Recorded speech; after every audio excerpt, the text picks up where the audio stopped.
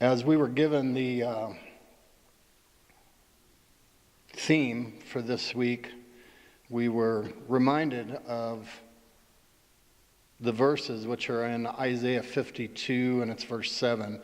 It says, "How beautiful on the mountain are the feet of those who bring good news, who announces peace and bring good news of happiness, and who announces salvation and says to Zion, your God reigns."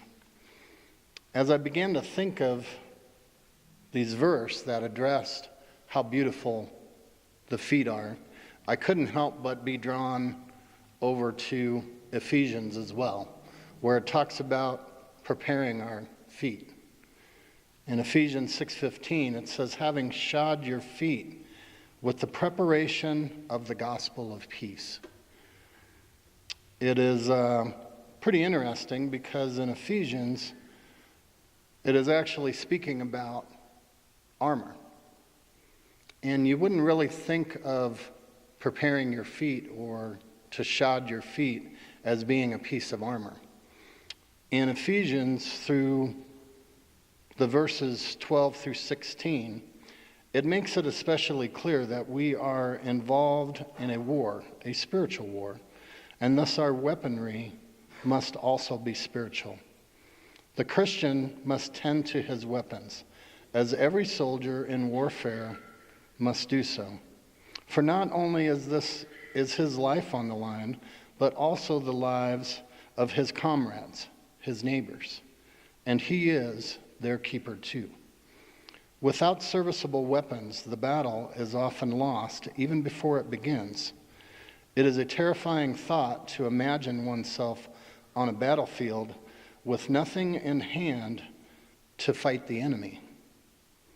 The Bible makes it clear that God has willed that this warfare is an absolute necessity for the development and preparation of his children to live in his family kingdom. It cannot be avoided. We cannot remain neutral. In one sense, we really have no choice. We must engage or be lost. As I started thinking about the verses of the text that I read, I thought about the fact that each one of these gentlemen that are mentioned, they prepared for a journey. Each one of them. The priest, the Levite, and the Samaritan. As it speaks, Jesus is the one who is bringing the example. And I'm going to draw us to Hebrews 2:17. It says, "Therefore he had to be made, prepared, like his brethren in all things, so that he might become a merciful and faithful high priest in things pertaining to God, to make propitiation for the sins of the people."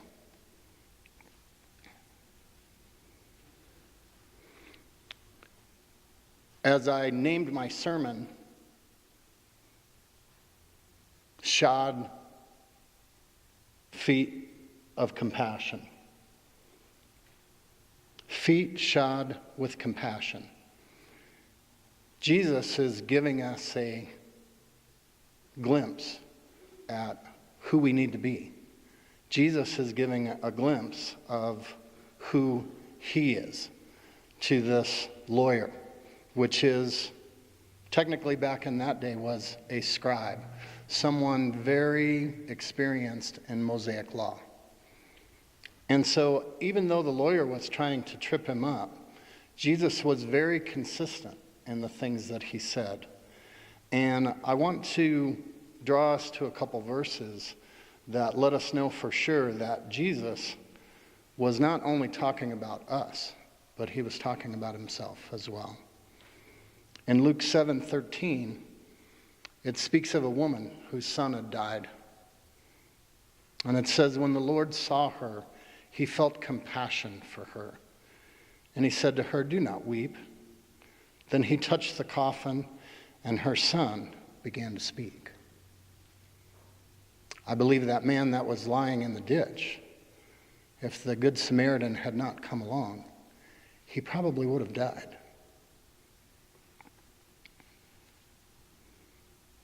In Matthew 20:34, Jesus said, as he was moved with compassion, Jesus touched their eyes, and immediately they regained their sight and followed him.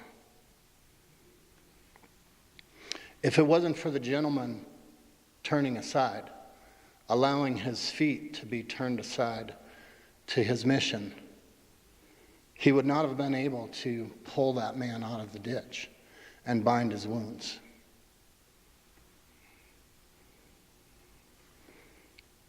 In Matthew 15:32, he said, I feel compassion for the people. They have not eaten in 3 days, and I do not want to send them away hungry. As the Samaritan made arrangements for the man that he pulled from the ditch, he made sure that he was fed and cared for.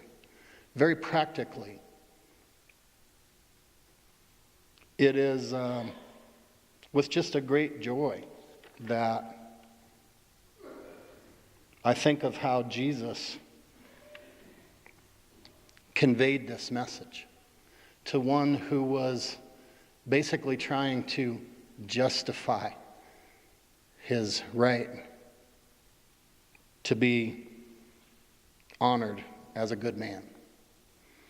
But I think it's very clear to see that being a good man takes preparation. Being a good man takes putting all those things together to make sure that our journey is right. I have a saying that I really enjoy using. I always say that we need to do the next right thing for the right reason. But I believe when you shod your feet with compassion, that you are actually preparing yourself to become the right person for the right reason at the right time. And so with that, I just commend to you that the Lord is conveying to each and every one of us that he wants us to be that person that is willing to turn aside from our intended mission. The one that is willing to prepare our feet to have compassion, to have mercy. But not only that, be the one to prepare ourselves to preach the good news. Because the good news comes in many different forms. And if you think about it, as that story unfolds, being willing to heal the sick, being willing to feed the hungry, being willing to do the next thing that the Lord asks us to do. Amen. Jesus.